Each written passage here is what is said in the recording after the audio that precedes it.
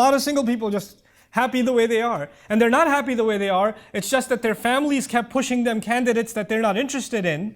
And the one they wanted to marry, they're not allowed to marry. And so they say, whatever, I'll just stay single. And you know, when somebody says, I stay single, doesn't mean I stay an angel. Let's be very clear what that means. If there's a 30-year-old and he's a professional and he's making good money and she's 29 years old or 28 years old and she's graduated from school and she's not married, that does not mean temptation hasn't come to them, sin hasn't come their way, that they've just lived this pious life like you want a marriage that lasts forever.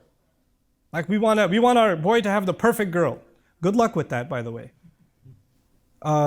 Because perfection is not going to happen in this, and your boy isn't perfect. Let me tell you. If you don't know, let me tell you.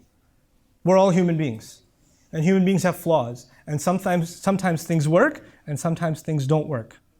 But let me tell you, when a young man and a young woman are old enough to get married, that actually means they're old enough to make their own choice. Let me repeat myself.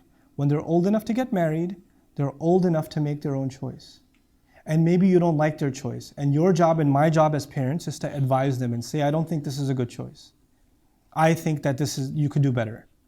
By the way, as a parent, I think I'm always going to say you could do better. I'm always going to say that. But maybe you think this is a mistake. But if your son is 25 years old, your daughter is 30 years old, and she wants to make a mistake, that halal mistake is way better.